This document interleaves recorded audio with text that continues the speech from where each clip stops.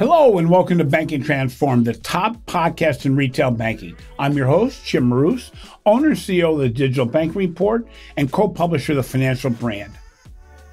Over 3/4 of consumers say that receiving personalized communications was a key factor in prompting a consideration of a brand in every industry, and 78% said content made them more likely to repurchase. But simply putting a name on an email or targeting a sales message based on recent purchases is no longer enough. Financial institutions and customers want to engage in a way that exhibits empathy, that is timely and contextual, and most of all, creates a value exchange. We are fortunate to have John Thomas of Relay Network back in the Banking Transformed podcast. John discusses why companies that excel at creating great customer engagement generate rates of revenue faster than any of their peers. So welcome back to the show, John. So it's been a while since we last had you on. Can you share a little bit about what you've done since we last talked? Yeah, it's great to be back here today with you, Jim. Has been a while. So since we last talked, I retired from banking and big corporate life. My plan was to go fishing, Jim. And then Relay Network approached me. It's a great company. It was a company that I was a client of. It's a space I care deeply about, which is interaction management. So now I'm the chief strategy officer for a SaaS company in the engagement space. You know, as I mentioned in my intro, consumers don't want personalization. They demand it. And at a level far beyond what normally is being provided by financial institutions. You know, beyond basic personalization, they expect content to be timely, to be contextual, and to show that their organization knows them, understands them, and rewards them with solutions that will improve their daily financial wherewithal, their wellness. Yeah. So why is banking building an, I'm going to take this again. Okay. So why is building an insight-first organization so important for financial institutions and their customers? And what do you expect from banks and credit unions that may be different from 2 to 5 years ago? Yeah, it's a great question, Jim. If I think about sort of the arc of personalization and content delivery in banking over the last, let's say, 2 to 10 years, personalization expectations in society have gone well beyond sort of this campaign-based product selling personalization that we see so much of in the marketplace. And that's really where banks started in the personalization journey. And I would argue, Jim, it's still pretty early stage for most financial institutions in truly personalizing individual experiences. The reality is that phrase of personalized individual experience is sort of code for personalized offers and marketing still today. So, back to the expectation question, I think there's a lot that banks can do in that CX, UX sort of total experience space. It's a space that's getting a lot of press right now, this TX, total experience, or the CX plus employee experience space. It's not a new idea. It's been around for a long time. It's just got a new name. But I think, there's an expectation from society that if I'm talking to somebody at your company, like, arm that person with the information to make my experience better too. Like, don't just sell me, sort of the right thing today. So I think informing, the insights-driven organizations of today really need to inform the front line much more than they traditionally have. You know what's interesting is while many financial institutions talk about using content to build a better experience, most organizations globally still consider themselves rather inept at being able to use data even to drive the most basic levels of engagement. And that's far, as you mentioned, far more than simply driving a sales message. It's really trying to build a conversational relationship. We discussed the last time you were on the show that organizations have to try to build a mathematical asymmetry between tech and banking. Why is this, if you don't do it, a threat to traditional banking? Yeah, this asymmetry concept is one I spent a lot of time on in my banking years, right? So if you step back and you look at the best in your question, you talked about using data to drive like basic levels of engagement, right? So a lot of us would concede some of the best data companies in the world are the big tech companies, right? That we do business with every day. And those companies have this asymmetry around their multiples on their equities and around their margins, right? So they trade on growth multiples and not on earnings multiples. So that means they can make these really long-term decisions. Like they don't really care that much about tomorrow's earnings. But when they do care about earnings, if you're a big tech company running data-driven engagement in an app store or a marketplace or maybe in a search business, your business is operating on 1,500 to 4,000 basis points, right? And then in banks, we operate on maybe 200 to 200 basis points. And that's the asymmetry I talk about. For some reason, banks and the consultancies that serve them, Jim, seem more focused on what I call the Silicon Valley speak in the engagement space, like agile and failing fast and the art of the pivot.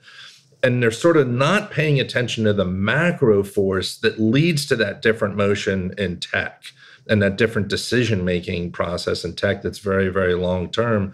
So I've been arguing for years, Jim, that to really understand beyond the dev motion difference between banking and tech, there's a little bit of Sun Tzu at work here. Like you got to know the enemy and you got to know yourself a little better than you do.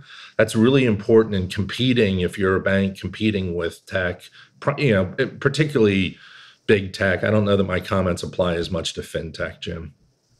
Well, it's interesting, too, because if I'm not mistaken, correct me if I'm wrong, Relay Network really builds the content management structure to be able to communicate with customers and prospects better through multiple channels. What's also interesting is, I understand it, more and more institutions, and you referenced it earlier, are realizing that employees have to be part of this equation. It's not just a marketing effort. It's a communication effort that really impacts every channel. So how do you put this asymmetry that we just discussed to make it better at a financial institution? Well, there's a third form of asymmetry that I've been watching in the marketplace. We talked right before the show. I've been bouncing between technology and banking for some number of years, and over the last decade, I've seen that earnings multiple asymmetry, the margin asymmetry, but there's also interface asymmetry between banks and tech companies that work in the marketplace. We didn't talk about it last time I was on the show, but it's something I've written about inside of large banks quite a bit over the years. Big tech has gone beyond websites and transactional apps. And most are now operating in feeds and scrolls, whether it's Meta's Facebook or Google's YouTube or TikTok, like whatever your thing or things are. So people today, Jim, consume content on their phones with their forefinger or their thumb moving up and down, right? They don't really consume it in web tabs and hamburger menus anymore, right? In apps. So this behavioral pattern of the feed and the scroll is by far the dominant behavioral pattern on smartphones today, and banks don't have that interface, right? Banking is still working on excellence in websites and transactional apps, maybe sprinkling in a little bit in the voice space, but they're by and large doing nothing in the feed and scroll interface.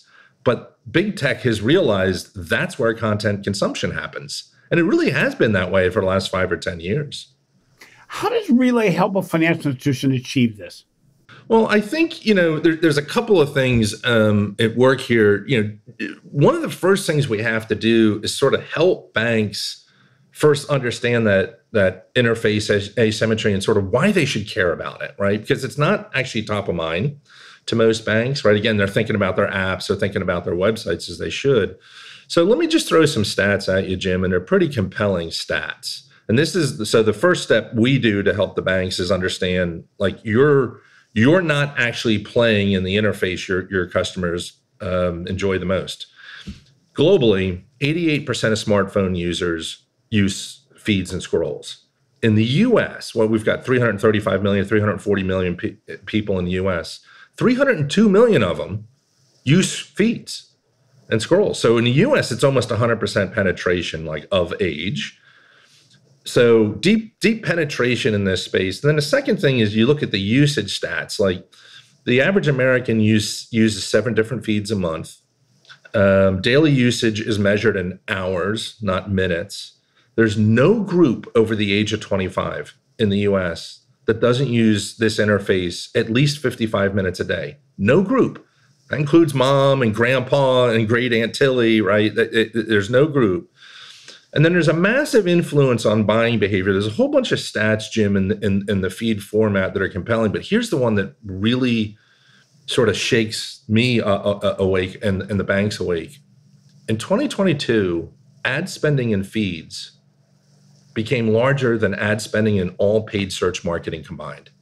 Just think about that sentence. Think about that sentence. Now, there's a reason that's happening, right, in feeds. It's because that's where everybody is in today's world, right? So what we do at Relay is sort of help banks understand first this format and the dynamics of the format. Now, we would never suggest placing ads in a B2C feed, but what we do, Jim, is we've taken that feed and that scroll format in the digital space, and we built the first B2C platform to use that. So what we help our banks do is really modernize part of their digital fabric and footprint. You know, it'd be interesting. You gave some stats and figures. I'm not too sure if I want to review my stats and figures on how much I have bought because of an insertion in Instagram. I mean, I'm a big Instagram user. I have multiple platforms there for business and personal.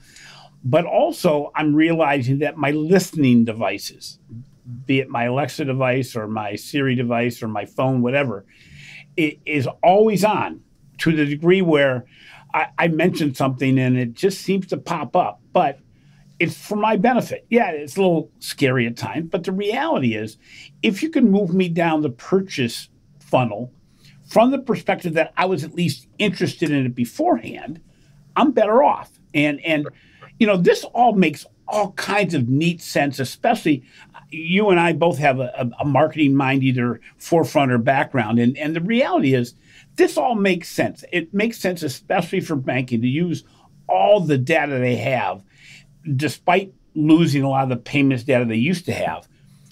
But when you're joining your sales team to visit a financial institution, what gets in the way of saying yes? Why does an organization not say, sign me up today, I need to do this? Yeah, there's a couple of things, and I'll call it the early minutes or early hours of the chat. One is inertia and momentum inside of large companies, right? There's a channel infrastructure inside of all of our banking clients that's it's big. It's hopefully profitable for them. It's not low cost, and they've got to rationalize the cost either on the margin or these large fixed cost bases of that channel infrastructure all day, every day. So one of the things that can get in the way is this concept of like, I've got A, B, C, D, E, and F in my channel infrastructure. I'm spending hundreds of millions or billions or tens of billions in some cases across that infrastructure. I don't feel like I need something else, right? So there's a little bit of that. The second thing that can get in the way, and we talked about it a lot last time we were together, is the fear of using data. And the bank's fear of being able to operationalize data, because this has been a long and difficult journey for most of our banking clients, and certainly for most of your listeners. How we get them past that. So that's sort of what they bring into the room. And when I was a banker, it's what I brought into the room a lot of days too, right? When I was talking to SaaS companies, how we get them past that, Jim, is a couple of ways. One is to help them understand, I talked earlier about the stats, but understand, hey, there's these more modern content formats. It's a well-worn path. Your customers are there every day. One, we can bring that format to you in a pretty low-cost, fixed-cost manner, like way beyond like what you're used to doing. Two, That's going to free your content delivery up at your company where you don't have to ROI every interaction like you do today. Because whether it's a marketing channel, a campaign, digital ad placement, your call center, your branch system, you're in a world where you have to ROI every one of those interactions. So you have all this content. A lot of our clients have a massive amount of content, Jim, that's not landing anywhere because they can't ROI justify in a marketing campaign landing that content because there might not be a conversion at the end of that particular content. And customers can't find it anyway. Exactly. They're not searching for, hey, none of it's I'm not looking, even though I need to know it, if I'm getting into, like, say, credit trouble, I'm not looking to my bank to say, where on the website can I find out about how I resolve my problem? You want the bank to come to you and be the concierge to give you that solution before you raise your hand and say, I have a problem. That's so true, right? We're not looking through those web tabs proactively. We're not plowing through the hamburger menus in the apps, but we're also not snacking on content in our email inboxes. We stopped doing that years and years and years ago, right? And that's such a big content delivery channel for our bank clients today. So your question about how do we help them understand the interface, change the economic equation for them so we can liberate a whole bunch of content that they largely already have in a lot of cases, take that ROI hurdle away, but then, really importantly, allow them to stand it up in a way that their current data state of being can support, right? The reality is, all of our banking credit union clients, Jim, have some kind of a triggers layer, a segmentation schema to feed campaigns, a CRM platform, some MarTech stack or data or ad tech stack. And a lot of, your question, how do we help them and how do we help them get started, is just help them understand how to use us as another endpoint for what they've already got while they're sort of on that journey, maybe fixing and improving what they've got. Boy, that is such a key element. We talk about this often that, most financial institutions do not leverage their partners as much as they can. They say, I'd love to use you, but I got to wait till my data is perfect. Well, you've been on the financial services side and on the vendor side, and you realize that ain't never going to happen. Right. And the reality is an excuse that most solution providers now, most partners, third-party providers, can solve for. In other words, if your data is not perfect, we can use data in the way you have it to still bring you solutions that will bring you a positive ROI. So, that's no longer a good excuse. Another challenge I see too, John, is that so many organizations find out what I'm going to call the boogeyman of solutions. In other words, they bring to you but what if this happens? What if I break this privacy regulation? What ends up happening? And I get them all the time from my financial institution partners. I get communication from them that is so filled with more disclaimers than claimers. It is rough around the edges where they're not really saying anything because they're afraid of saying too much. And the reality is we view marketing and communications in such an old-fashioned style. And unfortunately, you've been up against it. Most top leadership at financial institutions don't communicate or engage the way most consumers do. So what happens is we all put our own mask on and say, yeah, but I don't ever look at those things. Well, it goes back to the old, way we used to do marketing anyway, is saying, you got to look at the way the consumer does it and the way the leadership of the financial institution does it. How do you get over that risk hurdle? That risk hurdle of saying, geez, but if I communicate this specifically about this solution, the world's going to blow up. Yeah, great question. Not. Yeah, and it's one we get in every sales cycle, like 100% of the time. So at Relay, Jim, our three verticals are banking and credit unions, healthcare and insurance, health insurance, and specialty biopharma. So we operate in the three most regulated businesses in North America. So not just our banks give us that question, but we're very big in the Blue Cross Blue Shield space, and as I mentioned, pharmaceuticals. So we have to operate under HIPAA requirements. So this risk and this privacy element to our clients is absolute table stakes for them to buy any kind of external communication platform whatsoever. Like and that's where deals can go to die. Right. We're one of the only companies that's high trust certified. That's a healthcare certification in the privacy sort of HIPAA space. We have direct connections with the telco and mobile infrastructure in the U.S. So the TCPA certifications and express consent risk management is at the absolute core of what we do. Like, we don't have a business without that, because we deliver everything through the mobile phone, not in an app, Jim. That's the difference between our solution and feed solutions in the consumer space. Nobody's going to download a B2C feed app. Like, that's not going to happen. So what we do is we ring the consumer's doorbell, so to speak, through SMS text, but then that text brings you right into your personalized feed, right? So there's a lot of regulatory compliance, legal things that have to happen through that motion. So your question of, like, how do you get through that risk conversation? We're very transparent with our clients, and we spend a lot of time with our clients' compliance groups and legal groups inside of their companies. And I certainly went through this when I bought the solution when I was at a big bank as well.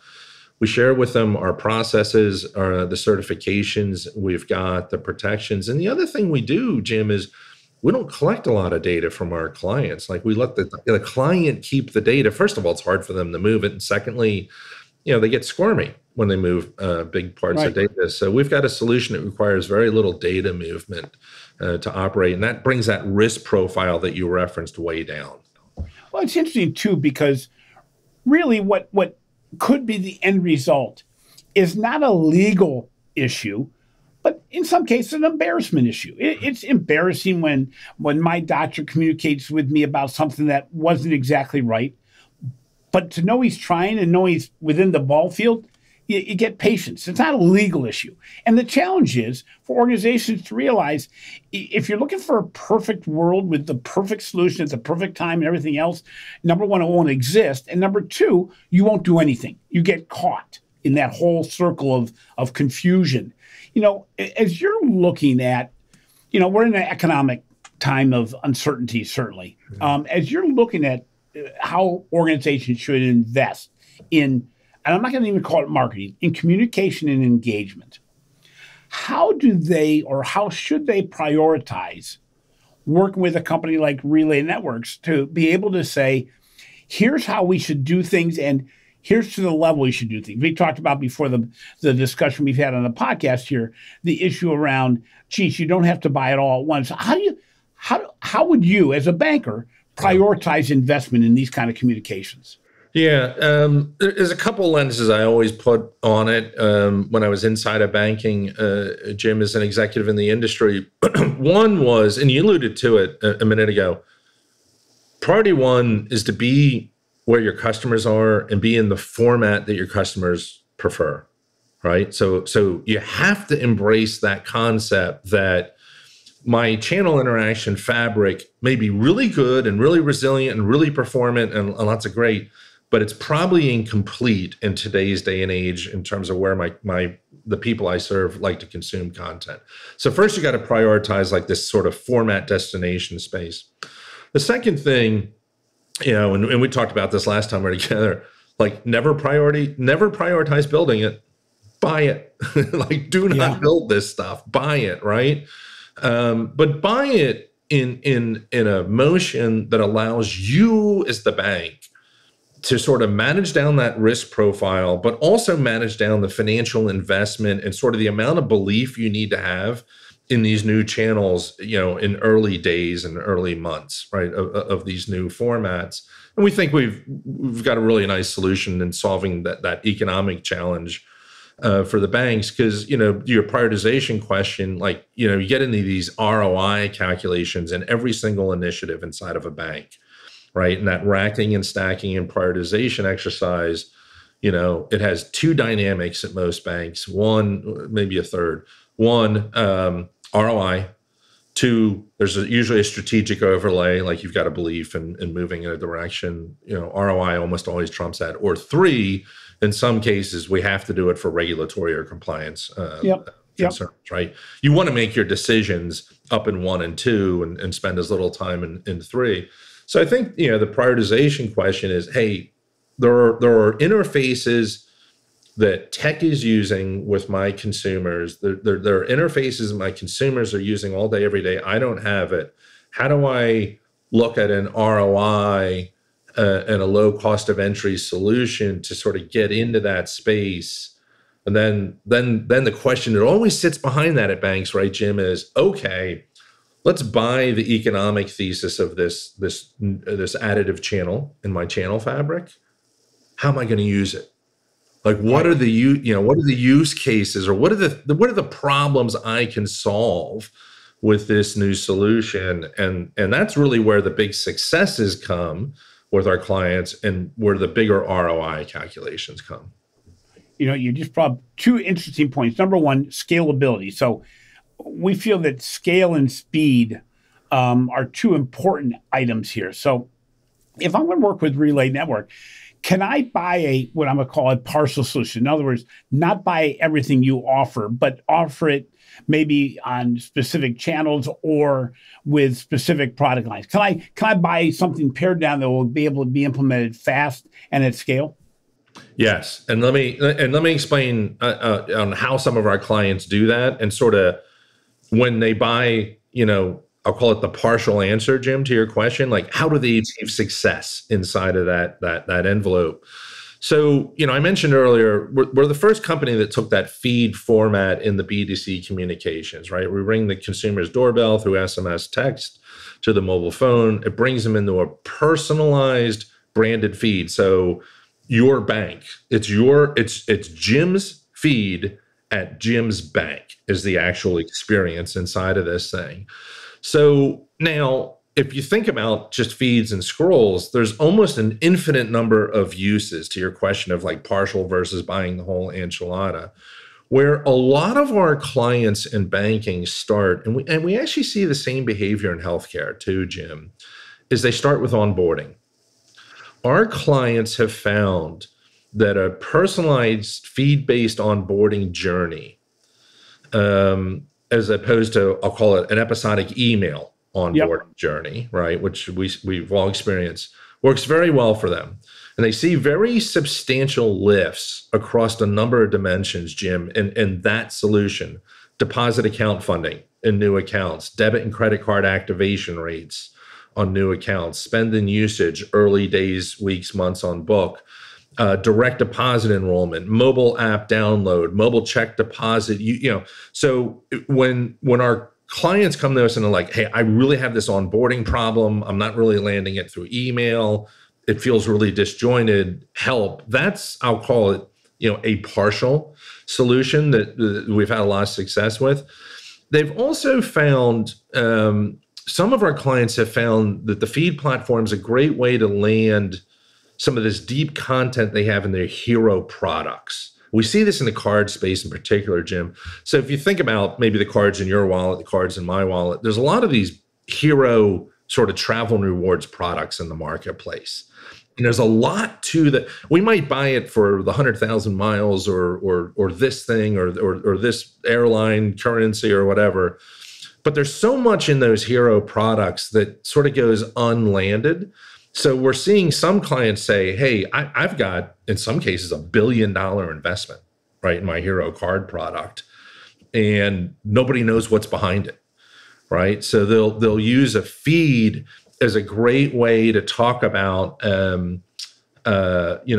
sort of all the other stuff, the travel benefits, the details of reward program, the safety features, enrollment and ancillary or partner benefits, lounge access, car rental clubs, things like that. So that's another partial implementation that we'll see. And then a third one we're starting to see more and more of, Jim, is most of our clients have some advice or assistance or financial education content in their library. Yep. And they're really having a difficult time landing it, either because they can't ROI justify like push marketing campaigns around that content because there's not a conversion behind it. And they're finding that a partial solution that allows them to free up that content in a low cost, fixed cost feed really solves that problem. There's a couple banks out there, won't name names, but that have immense financial education libraries sitting in web portals. Yeah. Right. Yep. So those are a few examples to your question of like partial solution. If I just want to sort of wade into the space, but not do everything all at once, onboarding, hero product feeds, financial education. We see a lot in loan application pull through too, Jim. We have rubber bank clients that started there. What they all have in common though, is over time, success begets success inside a bank. So really good at math, right? And it starts working here, and then they're quick to syndicate a lot of usages in year one and into year two and year three with us. It's interesting because it really gets down to measurement. We have to get away as an industry, as marketing, as communications, as IT, whatever it may be, from looking at everything on a sales and a product sales perspective. Because, the onboarding thing, a lot of that is around are my customers actually going to use the product they opened? Are they actually going to build a relationship that's big enough that will stand the test of time when there's other people continually coming at them trying to get their business? That is not I told many people, you can't measure onboarding from a product sales perspective. It's an engagement and it's a loyalty perspective, which is a long play. Secondly, you talked about the utilization of these hero products. American Express does it so well, where they continually reinforce why you have that frickin' card that has a fee on it. Right. Thirdly, it's a compliance issue to a degree, because if you can show that you're really promoting financial wellness, the sales will come. Because what happens is, and many institutions don't realize this, your portfolio of wellness solutions, wellness content, will drive sales, because you're going to just innately show them that you're actually showing empathy and are their side, as opposed to just trying to sell the next product. And, most organizations today are doing a terrible job of measuring relationship retention as opposed to product retention. So, I do a thing when I speak. I ask everybody, how many of you have changed your primary financial institution in the last 5 years? Personally, nobody. I ask how many have opened a brand new financial product in the last 2 years, but not at a primary financial institution. Virtually everybody. Yep. Those are lost relationships or losing relationships. This is where these communications come in. So, we were talking about the successes out there, John, on how everything is, how these solutions, how these communications, how content can be used to provide better experiences, greater engagement, and certainly revenue. When we look at this, overall, what stands in the way of progress from not a standpoint of buying it, which we talked earlier about, but actually using it?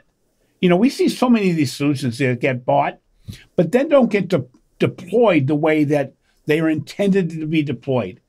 What hurdles do you see in that success?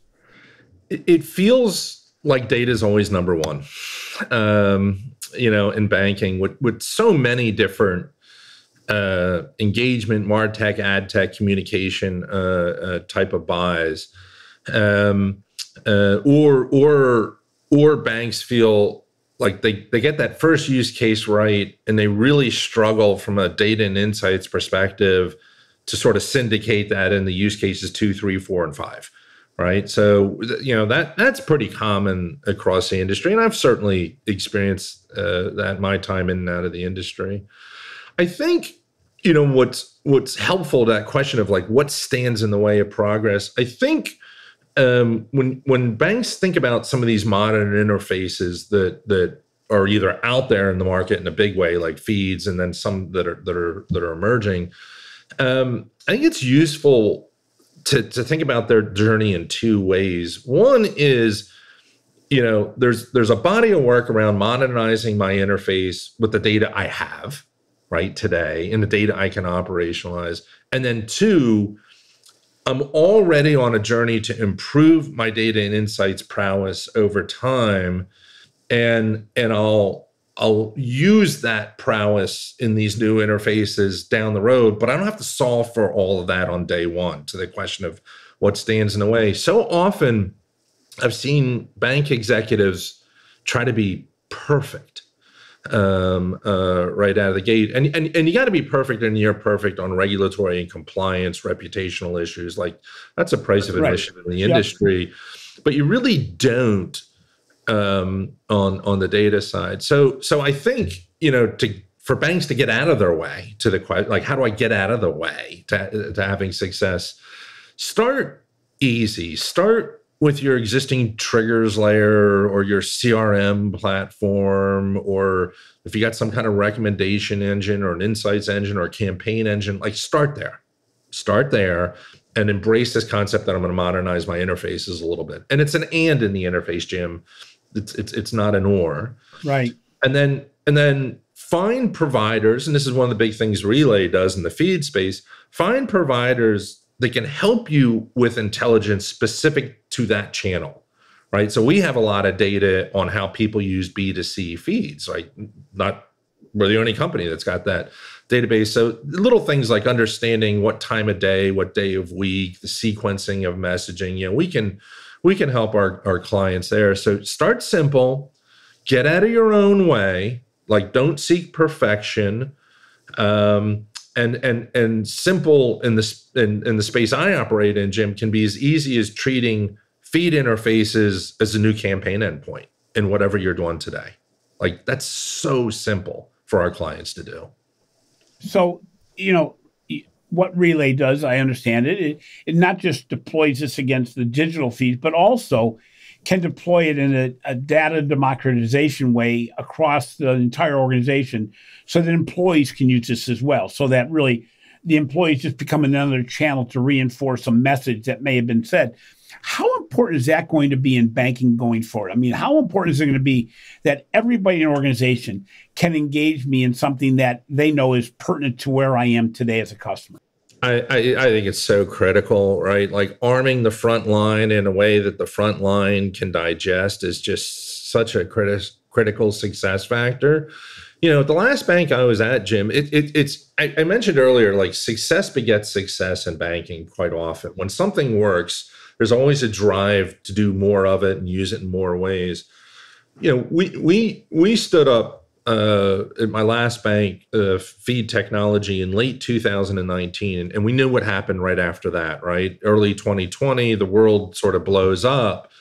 And your question of like, how can we arm employees across an organization to sort of manage some of this stuff? We actually dropped the feed capability into our branch system. So when COVID forced us to shut down the branches and go to drive-through for a while, we had the ability for our employees to have a conversation through a drive-through window with a customer and then send something to their feed as they were driving away from the drive-through. So maybe, Jim, you brought a paper check to the drive-through because you couldn't walk in the branch anymore, and I said, hey, Jim, do you know through your app you can take a picture of this check and deposit it? Like if you don't want to get in the car, come here, or whatever. And then as you're driving away, the employee could send you a how-to video on how to use mobile deposit capture.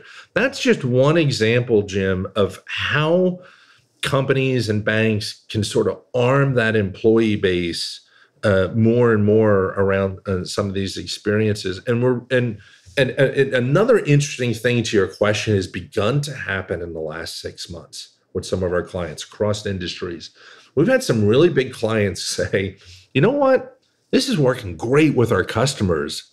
Can I use this to talk to my own employee base, right? Oh, yeah. We have customers that have, over 100,000 employees, right? We have some customers that may have 50,000 customers. We have other customers at the top end that have massive employee bases, and they're looking at how well this platform works, saying, I think I want to start talking to my employees using this technology. Right. Training, communication blast, the ability to sort of surgically see who sees what. So, that employee communication space may be something in our future, Jim. We're thinking that through right now, but at the end of the day, all these use cases we've talked about, it's just talking to people at the end of the day, right? It's just interacting with people. And sometimes those people might be customers, and sometimes those people might be your employees and your teams. It's interesting here, John, to talk about both the consumer or customer base as well as the employee base. What targeted communication, what targeted engagement does is to build trust. Yeah. And that sounds really soft, and you maybe can't put an ROI against that.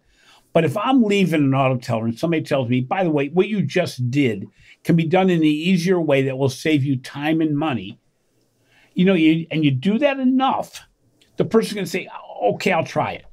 Or if an employee does something and you can tell by the way they manage the process that they're struggling, and you give them a way, and maybe it's simply around benefits, retirement benefits, things that the organization offers.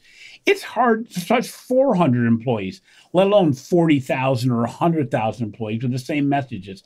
But that builds trust that you, again, are working on their behalf, which is so much more important today than it's ever been, and achievable because of the digital assets that we have, as well as the technology. John, you're a legacy banker with decades of experience.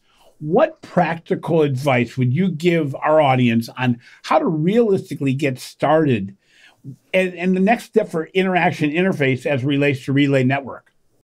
Yeah, I think there's a couple of things from a practical advice perspective. One, don't think rip and replace.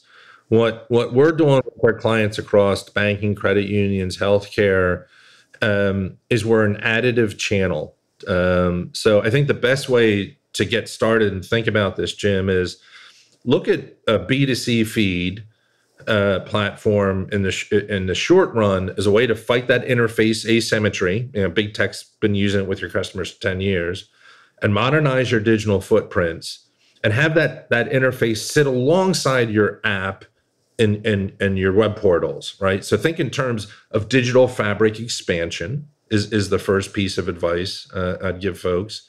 The second is what I touched on earlier. I think from a practical perspective, use whatever triggers, CRM, segmentation, campaign, MarTech platform you're using today, and just treat this new interface as a new endpoint. Our clients have found that's very, very easy to do from a practical perspective. I would also offer banks the advice that there are other emerging interfaces, Jim, that we haven't talked about today. If you go back over the last half decade, virtual assistants and voice interfaces, there's been a lot happening in banking and other industries there. I think banks have maybe misunderstood that space. The war there is still hardware ubiquity. That's why the natural language processing software hasn't really, like you mentioned some of your devices earlier. I use those same ones. The NLP is really not improving much because it's still kind of a hardware war in that space, but that will change. And I think that's part of a broader trend that we'll see in life, and it'll move in the banking in some format on what I call ambient interfaces, Jim. Yep. Right? So I think you're going to see more and more ambient content delivery in the future that's not just screen-based, but whether it's smart cars, smart cities, smart homes, the way experiences and content reaches is going to be different in a 5G ambient interface world than just like this thing, right? The mobile device. And I think banks practically need to step back and learn a little bit from their journey in the virtual voice and the virtual assistant space, Jim, where there was some that got way out over their skis in early days, made really, really big investments. They know what really happened with those investments inside. So, the other piece of practical advice I'd say, understand these emerging interfaces in smart homes, smart cars, smart cities, smart offices, smart chat, voice, virtual assistants differently than you've looked at them in the past. And I think that's going to reduce unnecessary or wasteful investments in the emerging space, but it'll also help the banks reframe their conversations with the big tech companies driving those technologies. The reality is And some of these emerging interfaces, so now I'm off feeds, Jim, I think practically banks didn't understand, or the language tech really was, banking transactions require compound commands almost universally, like compound sentences. And NLP really can't deal with compound sentences still in 2023. So understanding some of those big things from a practical perspective, I think is going to keep you from overspending in some spaces you shouldn't be in, while you're underspending in some of these other interfaces that you should have been in probably 5 or 7 years ago. Finally, as Chief Strategy Officer at Relay Network, what is on your personal and business to-do list in 2023 with regards to delivering a better engaging experience at financial institutions? Yeah, it's a great question, Jim. It's like my list of things that make me jump out of bed in the morning, right? Not make me just sort of roll out of bed. What makes me jump out of bed in 2023?